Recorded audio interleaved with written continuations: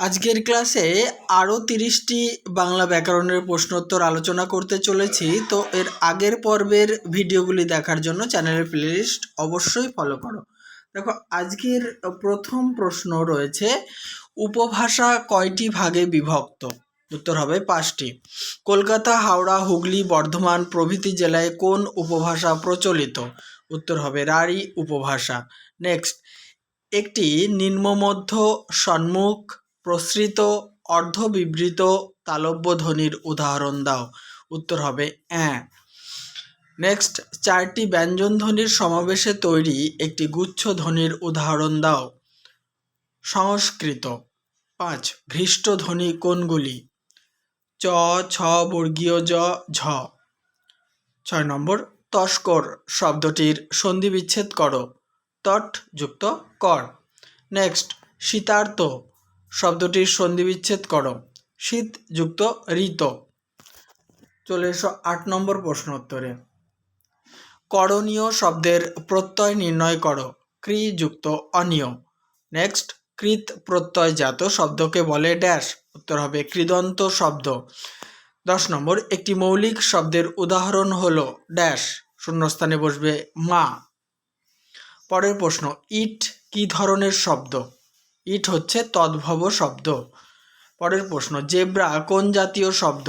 এটি আফ্রিকান শব্দ। 13, অ, অনা, কু, হা, ভরা, তারপরের সঙ্গে পাতি এগুলো থাকতে পারে। কি জাতীয় উপসর্গ? এটি হচ্ছে বাংলা উপসর্গ। 14, অনুসর্গ শব্দের কোথায় বসে? অনুসর্গ বসে হচ্ছে শব্দের শেষে। 15 নম্বর প্রশ্নোত্তর, অনুসর্গের দুটি ভিন্ন নাম লেখো বা অনুসর্গের অপর নাম কি?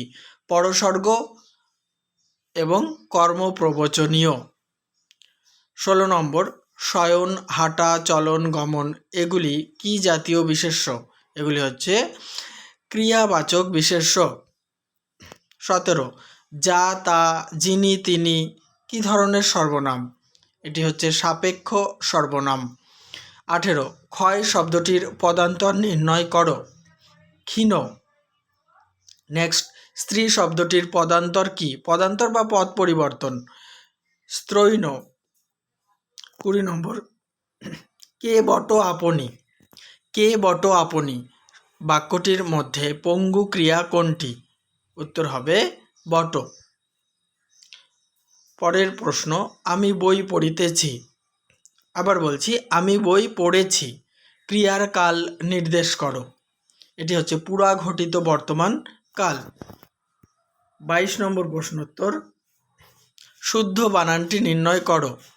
দেখো, তোমরা ভালো করে বানানটা খেয়াল করো, তাহলেই বুঝতে পারবে। শুদ্ধ বানানটি হচ্ছে কয় হস্যু তালেবের শয় আকার দন্ত স দন্ত নয়, এটা হবে সঠিক।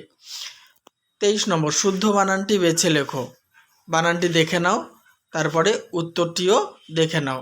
নিপি 9 হস্যি পয় দীর্ঘি ডয় শূন্য রয় হস্যি ত, এটি হচ্ছে সঠিক বানান। তারপরে দেখো, শরৎকালে দুর্গাপূজা হয়, শরৎকালের তলায় দাগ, কারক বিভক্তি নির্ণয় করা হয়েছে। এটি হচ্ছে অধিকরণ কারকে এ বিভক্তি। নেক্সট, তীর্থযাত্রা ব্যাসবাক্য সহ সমাস নির্ণয় করো। তীর্থযাত্রাকে ব্যাসবাক্য করলে হবে তীর্থের জন্য যাত্রা, এটি নিমিত্ত তৎপুরুষ সমাস। 26, লিঙ্গ পরিবর্তন করো। বীরেন্দ্র, বীরেন্দ্রাণী। 27, দেখো, আবৃত্তি আর আবৃত্তি শব্দ দুটির পার্থক্য কি? আবৃত্তি মানে হচ্ছে পাঠ, আর আবৃত্তি মানে হচ্ছে আবরণ। চলে এসো 28 নম্বর প্রশ্ন উত্তর। পরার্থ শব্দটির বিপরীত শব্দ লেখো। বিপরীত শব্দ হবে স্বার্থ। 29 নম্বর প্রশ্ন উত্তর, যে নারীর স্বামী ও পুত্র মৃত তাকে এক কথায় কি বলে? উত্তর হবে অবীরা। শেষ প্রশ্ন উত্তর এই পর্বের। উলু বনে মুক্তা ছড়ানো, বাগধারা নির্ণয় করো। এর বাগধারায় লিখতে হবে অস্থানে অমূল্য দ্রব্য নিক্ষেপ বা অপাত্রে দান। ঠিক আছে, তাহলে এই পর্ব সমাপ্ত হলো। নেক্সট গুরুত্বপূর্ণ ক্লাস নিয়ে হাজির হব। ততক্ষণ চোখ রাখো আমার চ্যানেলের প্লেলিস্টে। আর কেমন লাগলো আলোচনা অবশ্যই কমেন্ট বক্সে লিখে জানাতে ভুলো না।